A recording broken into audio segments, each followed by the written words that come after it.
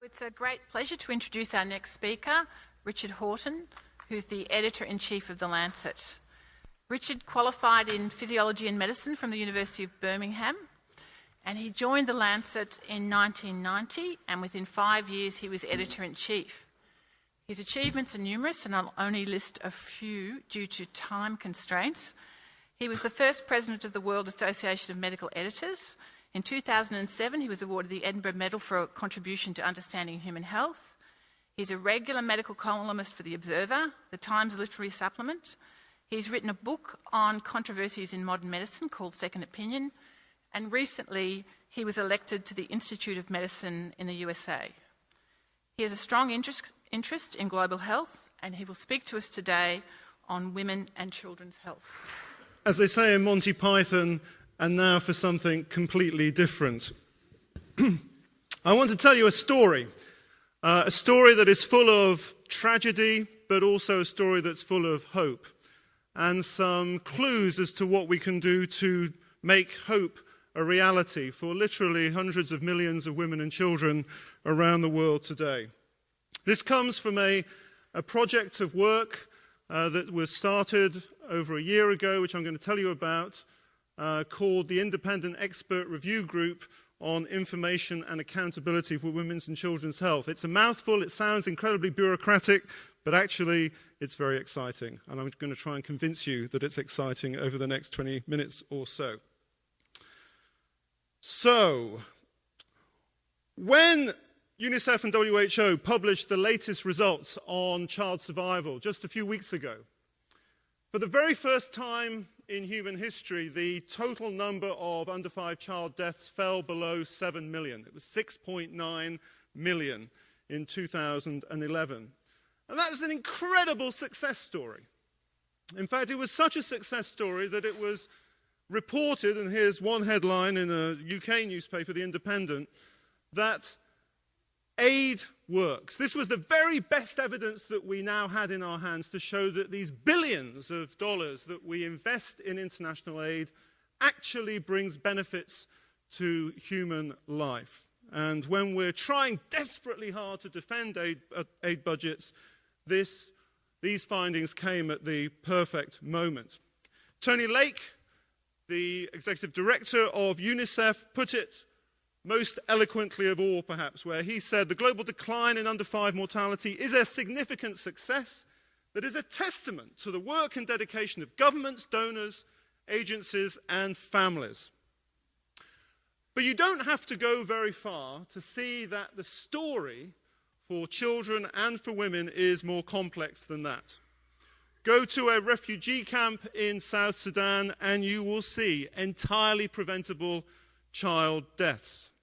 Go to a war zone such as Afghanistan and you will see levels of malnutrition that are creating famines and tragedies for literally tens of thousands of women and children in that country. Indeed, if you look at the data, the story is actually less positive than the bald numbers suggest. A map of the world that shows for Millennium Development Goal 4, the Millennium Development Goal for child mortality, where the world is going over the next 20 or 30 years. We're supposed to have achieved MDG 4 by 2015.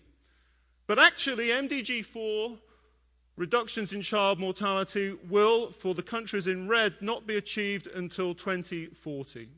For much of sub-Saharan Africa, for part of Central Asia, and even parts of Latin America. And here, going right the way back, the only countries that are going to achieve it by 2015, parts of Central South America, Northern Africa, China, and again, parts of Asia. So the story is distinctively mixed. Remember, too, that we're not just talking about MDG 4 or 5. If I can get this to work. Yeah. If we look at MDG 1, that is the Millennium Development Goal on poverty, and one of the sub-goals of that related to nutrition. And if we look at that MDG 1 target for nutrition, again, we see a distinctively mixed picture.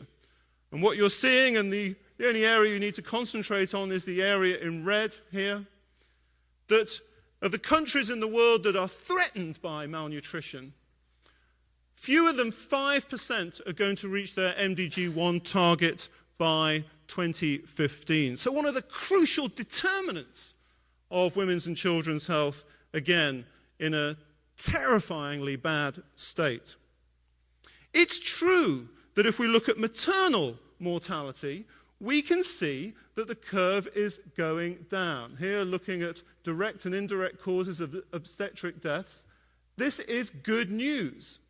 But sadly, that reduction, again, is simply not sufficient to hit the MDG 5 target in 2015.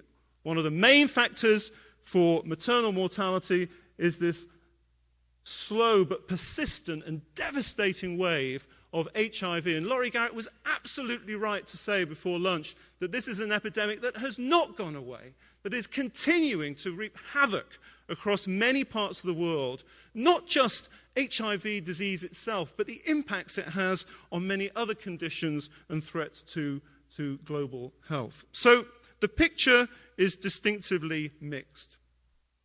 Ban Ki-moon 2 years ago recognized that we were making systemic failures in our efforts to address women's and children's health.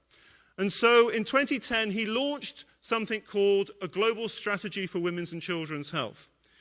Note that he talked about women's and children's health, not just maternal health. This is a very, very important distinction. In the Millennium Development Goals, far too often we see women through the lens of maternal health only. And one of our failures has been to see women only as vessels for the production of children. And that has led us to make terrible, terrible mistakes in planning around global health targets. He called this strategy Every Woman, Every Child. And he said that together we have to make a decisive move. In other words, we have to do something different today than we've done in the past to improve the health of women and children. We do know what works, so we need to implement it. We've achieved excellent progress in a short time in a few countries, in too few. And the answers lie in a collective response, how we work differently together. And the key here is universal access to essential health services, to proven life-saving interventions, together with the strengthening of health systems. But let's not play these off one against the other. We have to strengthen health systems before we get the life-saving interventions. The two go hand in hand. Now, in order to implement Every Woman, Every Child, he established a commission that was dedicated to the issue of accountability. We all make promises. At this World Health Summit over the last 4 years, thousands of promises have been made by many people standing where I'm standing, most of which have been betrayed and not been delivered upon. So we need to create a climate where those people who make promises are held accountable for those promises, keeping those promises, measuring those results. So the idea of this commission, which reported last year, chaired by President Kikwete of Tanzania and Prime Minister Stephen Harper of Canada, was to try and get better information, to create an environment where we can measure results, at the same time to track the resources around women's and children's health better, to see whether we're actually investing more in women and children as we claim that we should be doing or perhaps even are doing. And finally, to think about how we have better systems of oversight. How do we tell one another whether we are delivering for women and children?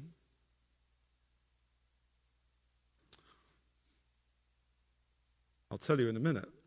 So, this group was set up to try and put the findings of this commission into operation. The Independent Expert Review Group on Women's and Children's Health. And that cast of characters up there, starting in the middle, is Carmen Barroso, then Dean Jameson in the top right, Joy Pamafi, bottom left, Zulfi Bhutta, who's spoken here on several occasions, Marlene Temmerman, a senator in the Netherlands, in Belgium. God, how could I get that wrong? In Belgium, and Miriam Weir, who's just joined WHO, and Miriam Weir from Kenya. And the objectives of this independent expert review group were as follows. They were tense, to assess whether the people who are making the promises are actually delivering on those promises. To review progress on women's and children's health, to see whether we were going to achieve the Millennium Development Goals or not. To assess transparency, to see whether when promises are made, what's actually taking place to deliver those promises? What are the obstacles to delivering on those promises? What are the good practices that are being put in place? And how do we improve accountability overall? Now, these are the countries that concern us, 75 countries, and that's a pretty large number to try and keep accountability around. These countries are distributed, as you can see, across all regions of the world, but there is a definite bias towards one region, as we know. Most of these deaths amongst women and children, preventable deaths, are occurring in sub-Saharan Africa. Now, what I'm trying to click on here are countries that are in the top 5. These 5 countries are where the highest burdens of maternal and women's and children's mortality take place. But as I say, as you can see, the majority of that is concentrated in sub-Saharan Africa. Now, we took evidence from a wide variety of sources, from the Gates Foundation to NGOs such as the White Ribbon Alliance, including commissioning evidence from the United Nations and elsewhere. We've held consultations to try and get a more detailed understanding of what's working and what was not working for women's and children's health. So let me give you an early progress report on where we stand today. The first thing to say, actually, is that every woman and every child has re-energized global commitments around women and children's health. And that's been an enormously important positive step. But sadly, the truth is that as yet, despite this enormous energy, there is no agreement about which countries are on track to achieve Millennium Development Goals and how badly other countries are off track. We do know that the annual rate of mortality decline is just not sufficient currently to achieve those targets set in the year 2000. Indeed, we also know that some countries have fallen back, not made progress. We think that financial commitments may be declining, and we certainly know that the commitments made to these 75 countries are unevenly distributed. That's to say, there are some countries that are particular favorites with donors, such as Rwanda and Malawi, and there are many other countries that are almost exempt from commitment. There's a deep inequity in the global response to women's and children's health challenges. And finally, despite all the promises made, it's actually impossible to determine whether those who've made those promises have actually delivered on those commitments. Let me give you an example of the mess, the sheer mess that takes place in understanding which countries are on track or not. So let me take maternal mortality, and we're looking at which countries are on track to hit Millennium Development Goal 5 in 2015. And there are 2 principal groups that are measuring which countries are on track. A group of academics working in conjunction with UN agencies called Countdown to 2015, and an independent group called the Institute of Health Metrics and Evaluation, based in Seattle in Washington, funded by the Bill and Melinda Gates Foundation. Here are a collection of countries which Countdown to 2015 says are on track. Now, if you're a minister or a head of state in those countries, you should feel pretty good about being on track for your MDG 5 target. But if you look at the principal alternative source of information, you can see you get a very different picture. There's some overlap in some places, but in Bangladesh and Cambodia, there's a disagreement about who's on track. Similarly for Egypt and Equatorial Guinea. For Eritrea, look at the differences in estimates as well around maternal mortality ratio. Over 1,000 from Seattle and 240 if you believe Countdown to 2015. These disparate estimates telling us nothing except the state of total confusion in the academic community, fueled, I must say, by journals such as our own that publish these utterly confusing data. At the same time, we also see that when we, and this is a point also made more generally by Laurie Garrett before lunch, but specifically made here around women's and children's health, we did see from the early 2000s an impressive increase in global investment around maternal, newborn and child health. But look, 2009 to 2010, it dropped from just over 6.5 billion US dollars a year to just below 6.5 US dollars per year. The global downturn in overseas development assistance is having a direct impact on women and children today. That relentless increase very, very rapidly has been reversed, and that should be a serious concern. There are opportunities, and we should look at how we could seize those opportunities better in the future. We're much clearer now about what we need to do, where those priorities sit. We're much clearer that the majority of deaths amongst children, for example, are in the preterm arena, intrapartum, deaths from pneumonia, diarrhea, and malaria.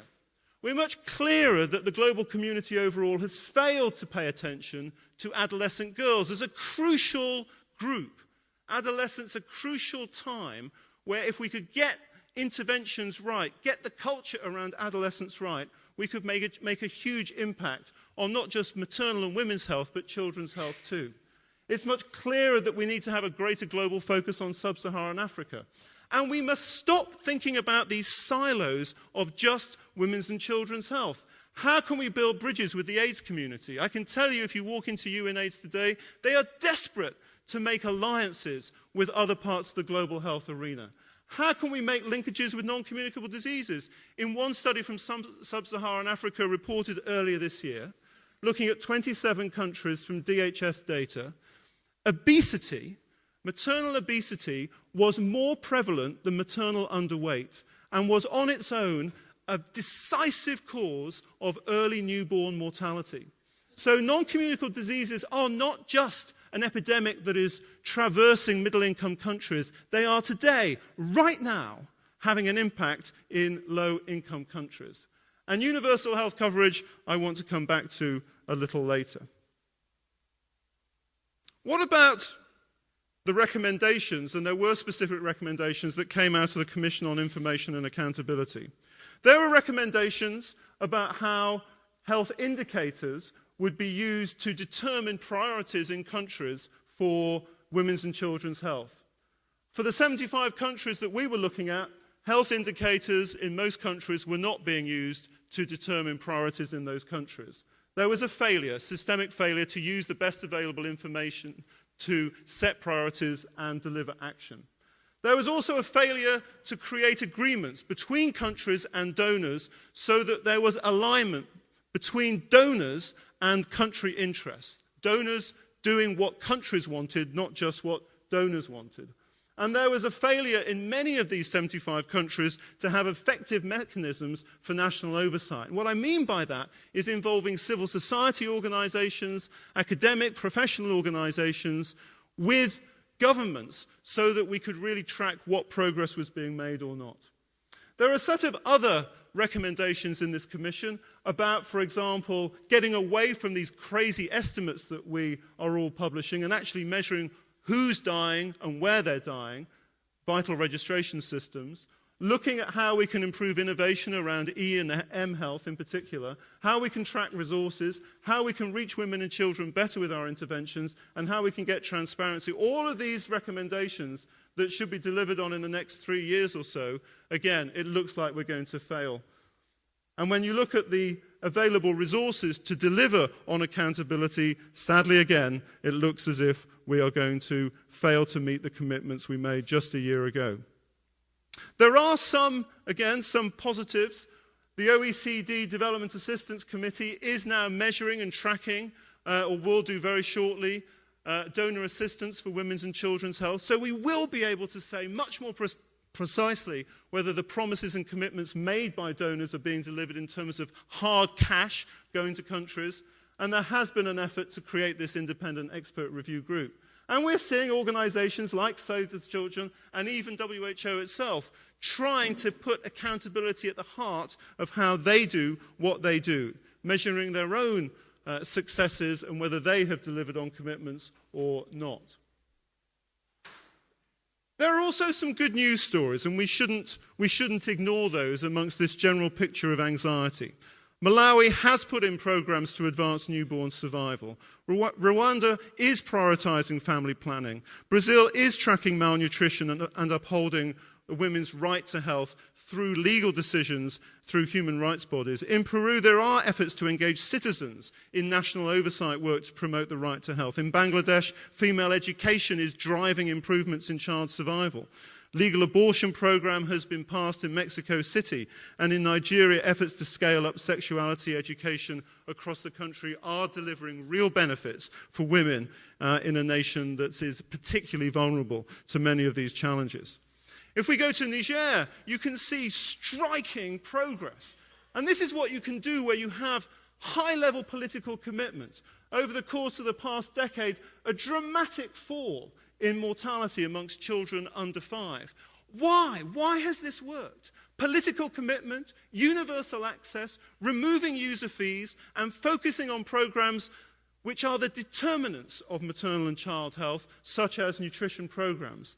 Less successful in newborn mortality, but that is a real success that needs to be celebrated and amplified.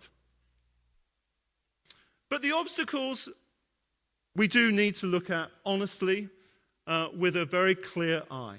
And they fall into two broad groups. There are a collection of obstacles that lie in health systems that come down to political leadership. It's no good just having a Minister of Health concerned about this. You have to have heads of state committed to women's and children's health. There are financing problems. There's a massive health worker shortage. We have coverage gaps in the supply of life-saving interventions. Technologies, again, very, very patchy.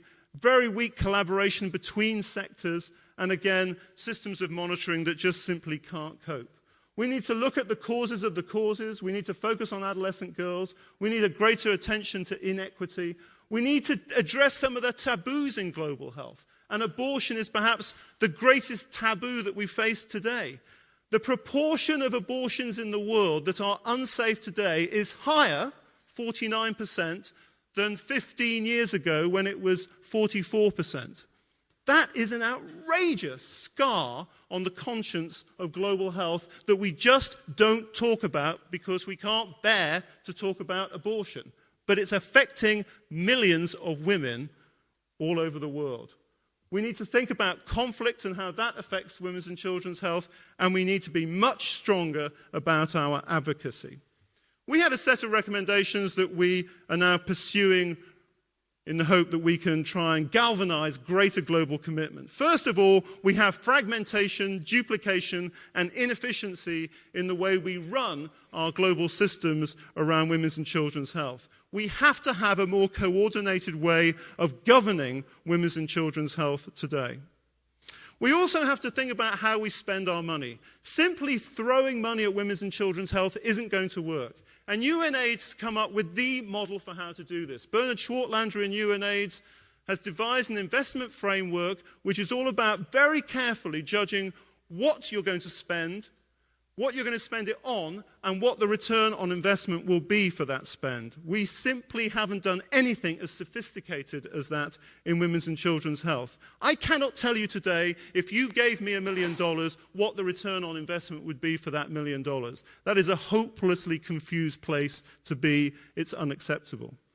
We also need to set up more clear country-specific strategies. We all live at this 38,000 feet level. We need to work in countries and think much more carefully about specific sets of obstacles, specific sets of achievements that we can have in countries across the whole continuum of women's and children's health, focusing on innovation, equity-focused policies which are cost-effective, as UNICEF has shown recently, mobilizing communities, integrating services, thinking differently by using the media to create demand for those services, and putting our total work in the context of poverty alleviation. We have to think about technology. We have to think about how e-health and m-health, mobile health technologies can help, because we have this crazy scandal of invisibility where we simply don't register the majority of children born in Africa and Asia today, by a long way. But the problem with this is there's a lot of rhetoric, the potential is high, but the evidence is weak, the funding is fragile, and the implementation is inadequate. We have to think how we can strengthen accountability systems by using human rights tools. And we have fantastic human rights tools through treaty bodies today that we simply don't use.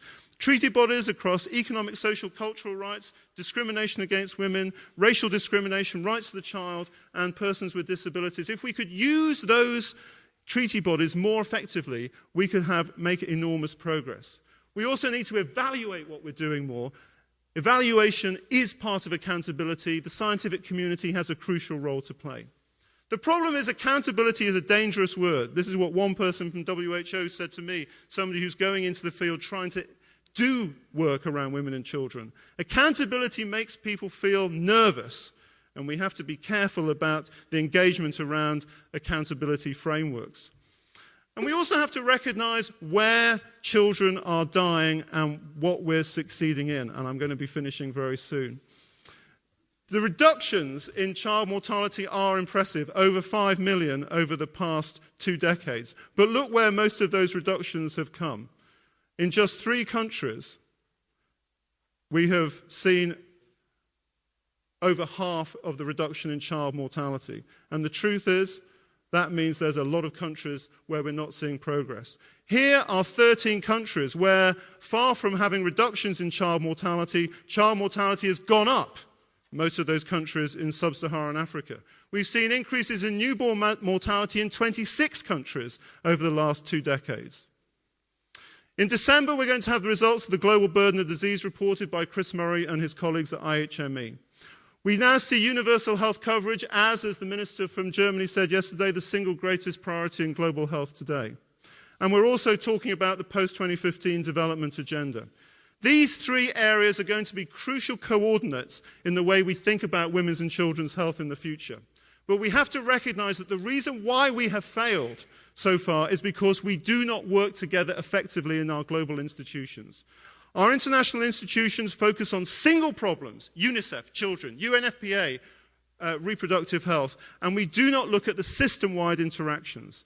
And if we're going to succeed, we have to have a greater interactions between our existing institutions as well as creating new institutions. Writing a report like this takes many people. I'd like to acknowledge their help. Thank you for listening.